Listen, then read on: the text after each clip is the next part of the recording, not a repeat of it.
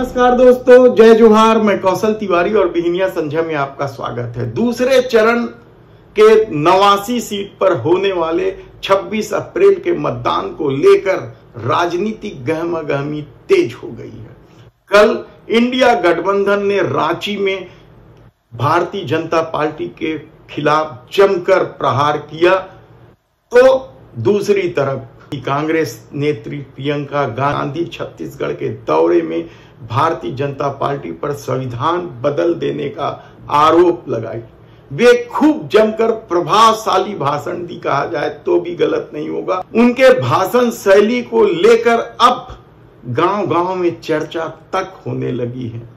प्रियंका गांधी ने संविधान बदलने की जो बात कही है, उसकी हवा हालांकि इस कदर फैली हुई है कि अब देश के प्रधानमंत्री नरेंद्र मोदी हो या फिर अमित शाह हो, सबको इसकी सफाई देनी पड़ रही है कि उनके रहते संविधान नहीं बदला जाएगा, उनके रहते आरक्षण खत्म नहीं किया जाएगा। आरक्षण को लेकर सवाल तो उठते रहे हैं भारतीय जनता पार्टी पर भी और राष्ट्रीय स्वयंसेवक संघ पर भी। तो क्या संविधान बदलने की जो गूंज है उसे लोग अब आरक्षण खत्म कर देने के रूप में देख रहे हैं? यकीनन ऐसा ही कुछ हो रहा है। हालांकि बाबा साहब अंबेडकर के अनुयायियों की इस देश में कमी नहीं है और खासकर उत्तर प्रदेश और महाराष्ट्र में तो उनकी संख्या करोड़ों में है। और ऐसी परिस्थिति में यदि भारतीय जनता पार्टी के खिलाफ संविधान बदलने और आरक्षण खत्म कर देने की गूंज के साथ ही साथ यदि पहले दलित प्रधानमंत्री के रूप में मल्लिकार्जुन खड़गे का नाम सबसे ऊपर आ गया है, तो यकीन मानिए कि राजनीति अब दूसरे करवट बदल रही है। हवा का रुख आप भांप सकते हैं कि किस तरीके से कांग्रेस की न्याय गारंटी योजना ने खेल खेल दिया है।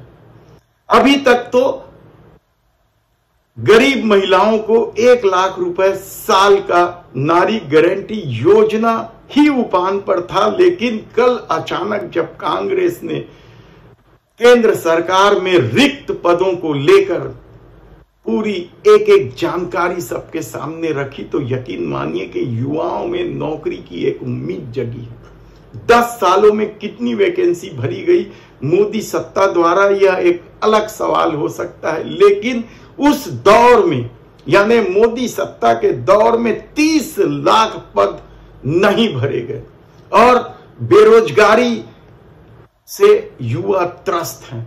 उनके प्रदर्शन पर किस तरीके से लाठियां तक बरसाई गई। पेपर लीक मामले को लेकर तो दौड़ा कर युवाओं की पिटाई की गई है और ऐसे में अग्निवीर को लेकर भी तो युवाओं में सवाल थे।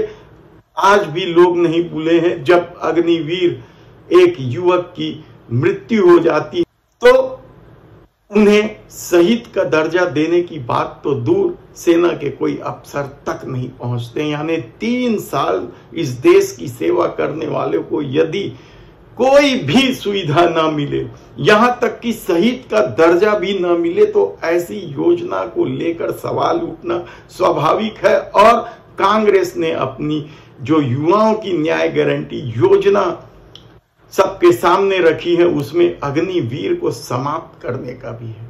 तब ऐसी परिस्थिति में जब एक तरफ आरक्षण खत्म कर देने की गूंज सुनाई देने लगी है और दूसरी तरफ नारी न्याय और युवा न्याय, क्या हवा का रुख बदल दिया है।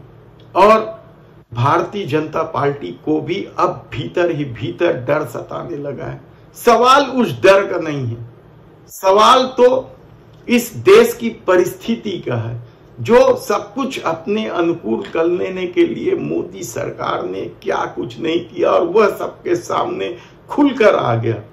चाहे हिडनबर्ग की रिपोर्ट को ले लें या फिर चुनावी बांड योजना को ले लें, सब तरफ से अपने में समेट लेने की राजनीतिक कोशिश से क्या देश अब वाकिफ हो चुका है।